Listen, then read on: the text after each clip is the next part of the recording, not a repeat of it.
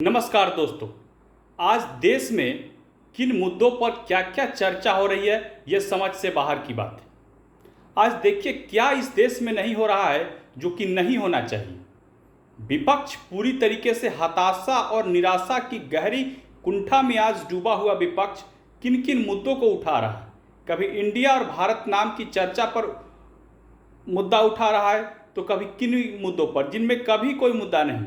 कभी UCC uniform civil code पर सवाल उठाता है तो कभी किसी अन्य मुद्दे पर ट्रैफिक की तरह जो समस्याएं विपक्ष के पास है, यानी विपक्ष के पास जाम है पूरी तरीके से मुद्दा उनको समझ में नहीं आता है कि क्या किया जाए और क्या नहीं किया जाए, कि भारतीय जनता पार्टी का विरोध करके जनता में क्रेडिबिलिटी लिया जाए।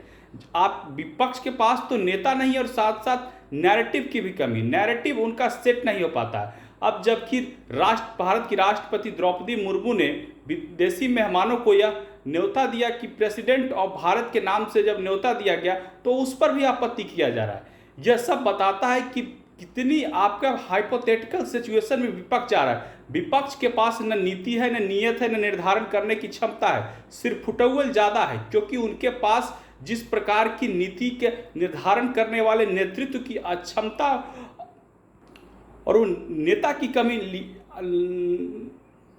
नजर आती है। क्योंकि विपक्ष किसके पास जाएगी? विपक्ष की सबसे बड़ी पार्टी है कांग्रेस की बुरी स्थिति है। राहुल गांधी को नेता मानने के लिए न अरविंद केजरीवाल, ममता बनर्जी, नीतीश कुमार, शरद पवार, स्टालिन में से, अखिलेश यादव में से कोई तैयार नहीं है।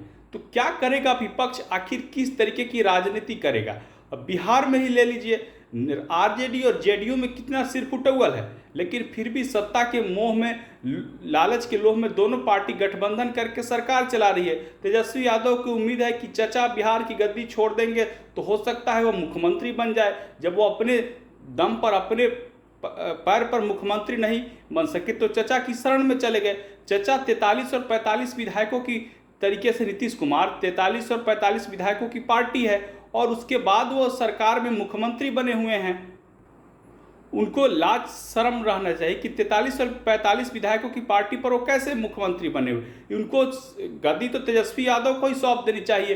पहले ही 2020 में जब चुनाव परिणाम आया तो उनको मुख्यमंत्री का पद नहीं लेना चाहिए था, लेकिन वो मुख्यमंत्री का पद लिए। और नीतीश कुमार आरजेडी की शरण में इसलिए गए कि उन्हें उम्मीद थी कि हो सकता है कि वह देश में प्राइम मिनिस्टरियल कैंडिडेट बन गए। लेकिन यहाँ तो उनकी दाल गल नहीं रही है, क्योंकि यहाँ सभी नेता अपने को प्रधानमंत्री पद का ही उम्मीदवार समझते हैं, कोई किसी से कमजोर नहीं समझता है। इसीलिए 3-3 बैठकों के बाद भी नीति निर्धारक तत्व और नेता और नियत एजेंडा का कार्यक्रम नहीं तय हो पाया। एक संयोजक का पद भी वो लोग डेवलप नहीं कर पाए, कि कौन तय नहीं कर पाए कि कौन उन लोगों का संयोजक बनेगा। ये है विपक्ष की स्थिति भारत की राजनीति में आज का।